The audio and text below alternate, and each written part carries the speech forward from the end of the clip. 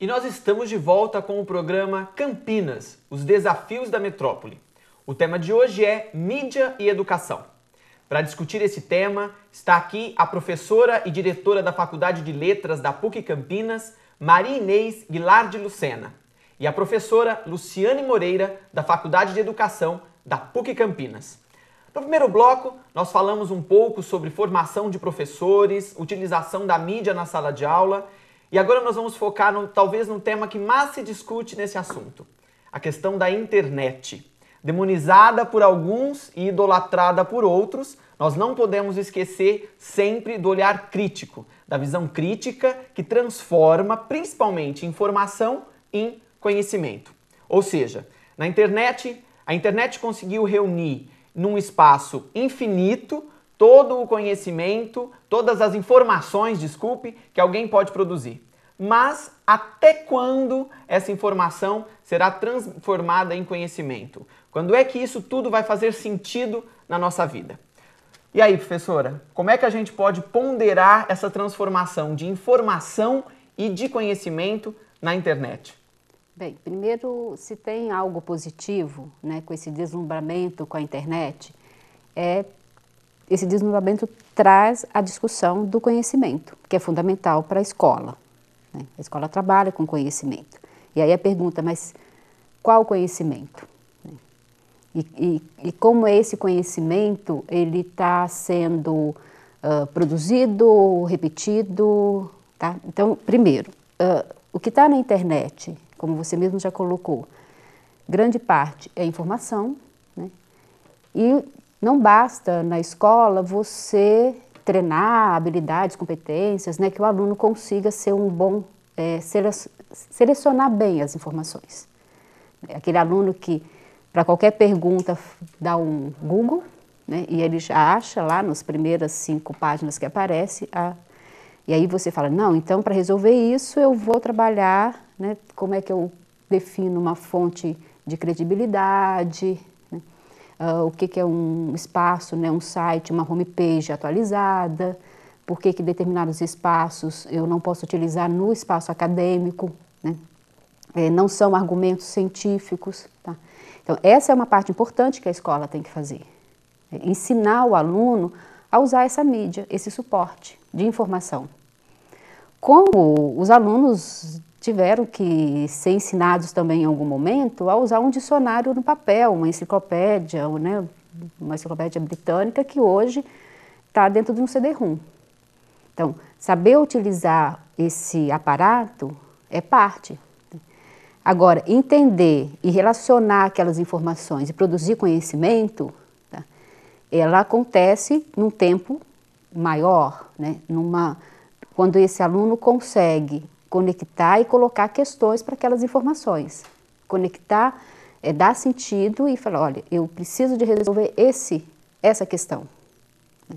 E aí eu vou com informações que são de diferentes fontes que estão reunidas nesse ambiente, né? E fontes confiáveis, atualizadas, eu vou resolver esse problema. Então, conhecimento, ele também pode ser produzido, né? Quer dizer, ele deve ser produzido, mas ele não é alguma coisa que eu consiga fazer sem algo que está faltando na nossa vida, que é o tempo. Tá? Então, não adianta eu ler várias páginas de internet, site, se eu não tenho tempo da reflexão, da produção, da escrita, de transformar aquilo numa outra linguagem, de conseguir pegar uma informação numa enciclopédia eletrônica e fazer uma peça de teatro a partir daquilo. Porque também a escola está sendo pressionada a uma quantidade É a questão do trabalho de projetos, que tem que ser... Não é recuperada porque não temos o que recuperar em trabalho de projeto, tem que ter espaço. Eu não preciso de dar conta de um determinado tema em 2 semanas. Eu posso em 4 meses. Mas o que eu vou produzir daquilo, né, e qual o meu objetivo e o conteúdo, que é importante. Tá? Não é a quantidade de pesquisa que o aluno faz na internet. Eu tive uma experiência agora, no primeiro semestre de 2010, E num país africano, Moçambique, né, um país que tem um sistema educacional muito precário, e de alguns alunos de uma escola particular. Significa uma escola para uma elite, para pouquíssimos, tá? Mas mesmo, essa escola estava adotando a pesquisa na internet. Esses alunos, apesar de serem alunos já, né, com uma diferença de condições de vida, eles não têm tanto acesso à internet. Mas a escola, como para mostrar que estava moderna, né, que estava sintonizada, né, então lá, sistema respiratório.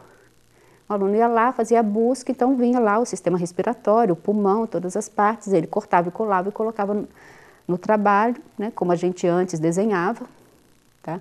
Agora ele nem desenhando tá, porque na minha época a gente fazia o desenho, tirava, né, do livro, ele cortava e colocava.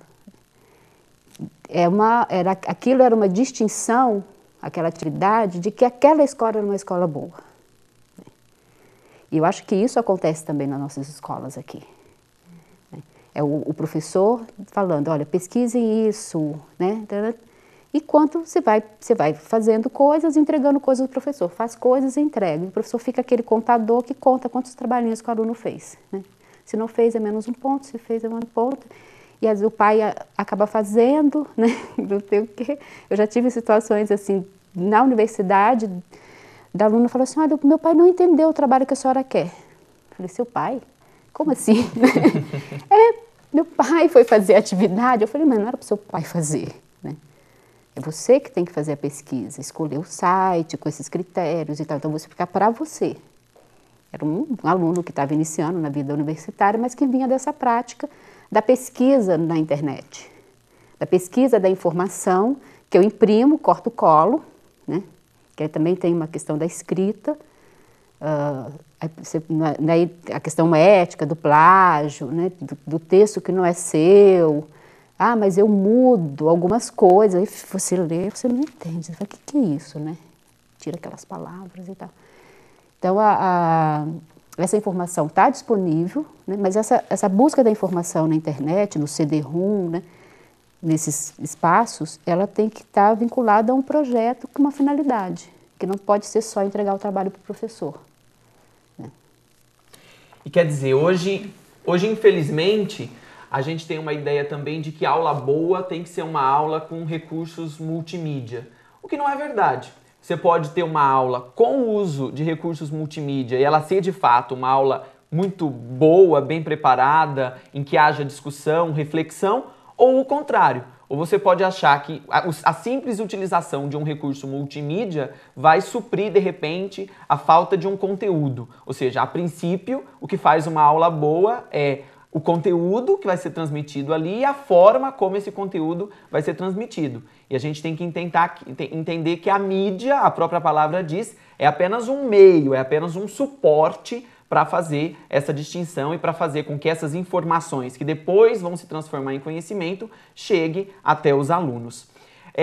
Principalmente quando a gente fala em internet, a gente trabalha essencialmente também com questões ligadas à ética, né? Principalmente relacionada à questão do plágio, cada vez mais praticado, e também a possibilidade de todo mundo hoje levar para a internet vídeos que produz, sons que grava, muitas vezes que podem prejudicar também a uma outra pessoa, que poderia, em casos extremos, levar a processos de calúnia, difamação, etc. Ou seja, professora Maria Inês, para trabalhar com mídia, também precisa trabalhar com ética na sala de aula? Com certeza.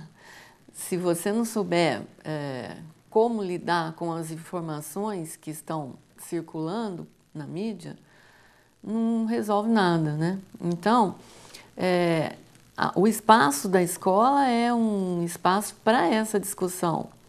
A ética, você não vai pesquisar a ética, você pode saber o que é, teoricamente, né? Mas você tem que viver a ética. Então, é no convívio com as outras pessoas, com professores, alunos, na relação do dia a dia, que se vai entender o que é a ética e a importância, né? São atitudes, valores. Então, quando você falava a diferença, né, entre o tipo de texto que você vê na mídia e aquele conteúdo que às vezes trazer a mídia só não basta para a aula, né? Estava me lembrando o seguinte, como que você vai ler um poema, né? Assim, tá lá, pode estar na internet, você pega o poema, lê e tal, né? Mas há um exercício de leitura que uma sala de aula pode conter. Então, uma professora, um professor de literatura, fazendo com os alunos o exercício de leitura de poema, isso não tem lugar nenhum. Nenhuma mídia vai recuperar aquele momento de, né, leitura de um poema, por exemplo. E tem também a questão dos efeitos que cada tipo de discurso, literário ou não, os outros, né, causa no leitor. Então, isso é para ser discutido. Os textos estão disponíveis na mídia, mas cada tipo de leitor vai ler de uma forma, dependendo do seu conteúdo, do seu contexto, da sua vida, né? Essa discussão, perceber essa questão, é uma coisa para ser colocada na escola. Então, a sala de aula é um espaço em que isso pode ser trazido, né? Então, as questões éticas, que não adianta você ensinar só o que é, tem que viver, né? Formas de leitura, leitura em todos os sentidos, não precisa ser só leitura de um poema, que é uma leitura especial, mas leitura mesmo de jornal, de tudo, isso é uma coisa que você tem que exercitar. O aluno não vai sozinho consultando veículos midiáticos, consultando a internet, perceber essa questão, como ele pode ler um texto, qual a diferença de efeito que causa pela forma como ele lê, né? Enquanto você falava, eu fui me lembrando dessas questões também. Posso só Claro. aproveitar? Acho que a Marinês fez uma distinção, né, das experiências diferentes, né? Porque a internet, você não precisa nem estar na escola. A informação da internet, em casa. né, você tem lá, né? Você tem em casa, em outro espaço, numa lan house e tal. Então, essas experiências significativas que acontecem nesse espaço, né, coletivo, de relação com o outro, né, que a ética não é mais um conceito, mas é algo que eu vivencio, né, nesse grupo, só isso a escola pode fazer. Né? Já é uma grande coisa. Eu acho que se ela fizer isso, né, ela é essa... Não adianta eu dizer assim, olha, quem trabalha com educação à distância, né, todos os ambientes tentam reproduzir essa experiência